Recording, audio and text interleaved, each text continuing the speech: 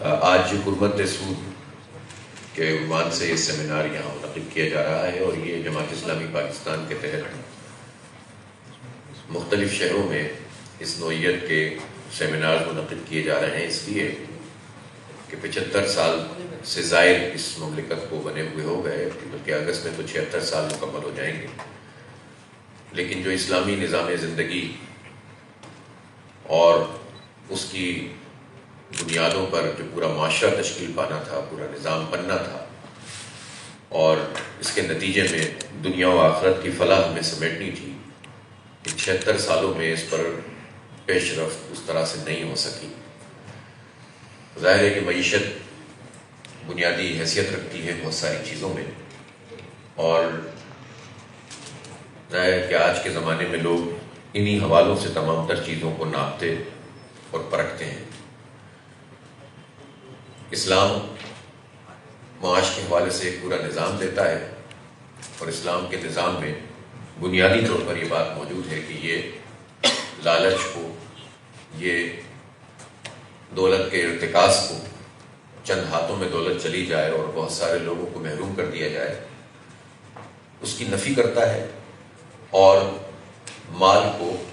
پھیلانے، بڑھانے، بڑھوتری دینے اور بہت سارے لوگوں کو اس پوری معاشی ایکٹیویٹی میں شامل کرنے کی ترغیب دیتا ہے۔ اسی لیے فرما دیا گیا ہے کہ یمحق اللہ الربا ویربی الصدقات، کہ جو سود ہے، جسے ہم سود کہتے ہیں، ربا قرآن کی ٹرمنالوجی ہے، یہ جو ہے وہ معیشت کو تنگ کر دیتا ہے،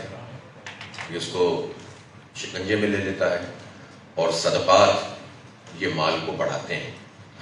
بہرحال انہی بنیادوں پر آج ہم سمجھنے کے لیے کہ اس سود کی حرمت کا جو معاملہ ہے یہ اصل میں ہے کیا، وفاقی شرعی عدالت کا فیصلہ موجود، پچھلے 30-32 سال سے عدالتی جد و جہد جاری ہے، لیکن اس سب کے باوجود ہم پیش رفت اگر نہیں کر سکے تو کیوں، اور وہ کون سے سوالات ہیں جو ہماری نوجوان نسل کے دل و دماغ میں استقبال ہوتے ہیں۔ بہت سارے لوگ اس پر گفتگو کرتے ہیں، بہت سے گفتگو نہیں کرتے۔ اس طرح کے سیمینارز کا مقصد یہ بھی ہوتا ہے کہ ہم ان تمام پہلوؤں سے موضوع کا احاطہ بھی کریں اور سمجھنے کی کوشش کریں کہ حرمت سود ہے کیا، اور آج کے زمانے میں اس کی تشریح کیا ہے۔ یہ سوال پیدا ہوتا ہے کہ اگر سود ختم کر دیا جائے گا تو کیسے متبادل پیش کیا جائے، وہ متبادل نظام کیسے وجود میں آئے گا، پوری ہسٹری اس کی کیا ہے پاکستان میں، اس پر کتنی کوششیں کی گئی ہیں، عدالت کا معاملہ کیا ہے، وفاقی شرعی عدالت کا فیصلہ کیا ہے، اس پر سپریم کورٹ میں کیا کیا ہوتا رہا ہے۔ اور اسی طرح سے ایک سوال اور بھی ذہن میں آتا ہے کہ پورا جو عالمی سرمایہ دارانہ نظام ہے، اس سرمایہ دارانہ نظام میں سود تو ایک وائٹل یعنی بہت اہمیت کا حامل چیز ہے، لیکن پورے سرمایہ دارانہ نظام نے جس طرح پوری دنیا کو اپنے شکنجے میں لے لیا ہے، تو کوئی ایک ملک ایک آئسولیشن میں کیا اپنا جو سود کے برخلاف اور سود کو حرام کر کے اور اسلامی نظام معیشت کو قائم کر کے پوری دنیا کے اس نظام کا مقابلہ کر سکتا ہے؟ خود پاکستان میں اگر سود کے اس نظام کو ختم کیا جائے گا تو اس بات کے کتنے امکانات ہیں کہ وہ اس کو متبادل کے طور پر پوری طرح سے ہم 100% اختیار کر لیں؟ پھر ایک سوال ضرور پیدا ہوتا ہے کہ جو اس وقت مختلف بینکوں میں اسلامی بینکاری کے حوالے سے کوششیں یا دعوے ہیں، اس کی اپنی کیا حیثیت ہے؟ تو وہ سارے سوال ہیں جو آج کی نسل ہم سے کرتی ہے، اہل دین سے کرتی ہے، معاش کے ماہرین سے کرتی ہے، ہر وہ فرد جو اللہ اور اس کے رسول صلی اللہ علیہ وآلہ وسلم کے لائے ہوئے نظام پر یقین رکھتا ہے۔ تو لوگ دلیل سے چاہتے ہیں کہ ان تک یہ بات پہنچے کہ یہ ممکن کیسے ہے، اور کیسے ہم دنیا میں ایک متبادل اسلامی وہ نظام اور معاشی نظام دے سکیں کہ جس سے دنیا کو فلاح ملے۔ اور یہ جو تاثر ہے کہ موجودہ جو نظام معیشت جس کے ظاہر مغرب جس کا امام ہے، اس نے بہت فلاح انسانیت کو پہنچائی ہے، تو کیا یہ حقیقت ہے کہ انسانیت کی فلاح اس نظام میں ہوئی ہے،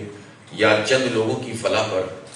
جو ہے وہ تقریباً 80-82% دنیا کے لوگ غربت میں اور بھوک میں اور ننگ میں یا مڈل کلاس لوگ اپنے سروائیول کی جنگ لڑتے ہوئے زندگی گزار دیتے ہیں، اور چند لوگ جو ہیں وہ دنیا میں پھلتے پھولتے ہیں؟ تو اگر یہ نظام معیشت کا اسی طرح سے طاقتور ہے تو پھر یہ 80% لوگوں کو یا 85% اور 90% لوگوں کو دنیا کے ایڈریس کیوں نہیں کرتا؟ تو ان تمام پہلوؤں سے ہم چاہیں گے کہ ہمارے جو بہت ہی قابل احترام مہمانان گرامی ہیں جو یہاں گفتگو فرمائیں گے، مقررین کو گفتگو کریں گے، اور آخر میں اس گفتگو کو پہلے ڈاکٹر فرید احمد پراچہ صاحب مہمان خصوصی کی حیثیت سے، اور پھر صدر مجلس جناب مفتی منیب الرحمان صاحب اس پوری گفتگو کو سمیٹیں گے. تو میں آپ سب لوگوں کا بہت زیادہ شکر گزار ہوں کہ آپ تشریف لائے، اور اس اہم ترین موضوع پر اظہار خیال کے لیے بھی تمام مقررین یہاں پر موجود ہیں اور سامعین بھی موجود ہیں. بہت بہت شکریہ. جزاک اللہ.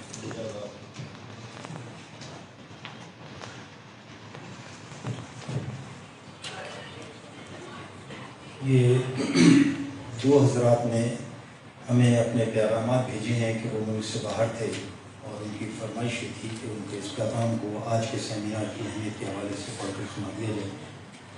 ایک بشیر جمعہ صاحب کا پیغام ہے کہ پاکستان کے ٹیکس کے قوانین اور اسٹیٹ بینک کے ریگولیشنز غیر سودی معیشت کے نظام کے نفاذ کے لیے ہم آہنگ کرنے ہوں گے، اور یہ ریاستی کام ہے. اگر ریاست نے یہ کام نہیں کیا تو گرے معیشت میں ہی گزارا کرنا ہوگا. دوسرا پیغام ہے اسلامک بینکنگ فیصل بینک کے سابقہ ہیڈ ہیں انوار احمد مینائی صاحب. 15 جولائی کو حرمت سود سیمینار کے انعقاد کی اطلاع دی گئی. میں اسے اپنی کم نصیبی سمجھتا ہوں کہ بعض پیشگی مصروفیات کے سبب اس میں شرکت سے محروم رہوں گا. اس سیمینار کا انعقاد اس وقت کی اہم ضرورت ہے اور منتظمین مبارکباد کے مستحق ہیں. میری دانش میں فوری ضرورت اس بات کی ہے کہ بینک دولت پاکستان اسلامی بینکوں کے لیے اپنے بعض قوانین اور قواعد و ضوابط کو تبدیل کرے تاکہ اسلامی بینک کاروباری سرگرمیوں میں آزادی سے حصہ لے سکیں. سن 2006 میں مرکزی بینک نے اسلامی بینکوں کے لیے علیحدہ پروڈینشل رولز کا مسودہ تیار کر کے بینکوں کو بھیجا بھی تھا، لیکن بعد میں اس کا کچھ پتہ نہ چلا. ممکن ہے برادرم پرویز سعید صاحب اس بارے میں کچھ بتا سکیں. بینکنگ کمپنیز آرڈیننس میں بھی تبدیلیوں کی ضرورت ہے تاکہ اسلامی بینکوں کے اوپر سے بعض ناروا پابندیاں ختم کی جائیں. مجھے امید ہے کہ آج کا سیمینار اس سلسلے میں ٹھوس اقدامات تجویز کرے گا اور ان کے نفاذ کے لیے عملی جدوجہد پر بینکوں اور علماء کو آمادہ کرے گا. یاد رکھنے کی اہم بات یہ ہے کہ اسلامی بینکنگ کے سفر میں غلطیوں کا بھی امکان ہے، لیکن ان کو درست کر کے آگے بڑھنا ہوگا. ہر نئے کام میں دشواری پیش آتی ہے، اس سے دل برداشتہ نہیں ہونا چاہیے. ہمارے پاس تقریباً زندگی کے ہر شعبے سے تعلق رکھنے والے افراد یہاں موجود ہیں. علماء کرام بھی ہیں، بینکنگ کے لوگ بھی ہیں، تجارت سے تعلق رکھنے والے ماہرین بھی ہیں، لائر بھی ہیں، صحافی حضرات بھی ہیں، یونیورسٹی میں لیکچر دینے والے لوگ بھی آج کے مقابلے میں موجود ہیں. تو انشاءاللہ تعالیٰ اس سب کا ایک گلدستہ بہت اچھا اور ہمارے لیے کارآمد تجاویز کے ساتھ آج کا پروگرام اختتام کی طرف بڑھے گا. میں گزارش کروں گا سید معاذ شاہ صاحب سے کہ وہ تشریف لائیں اور اپنی گفتگو کو پیش کریں.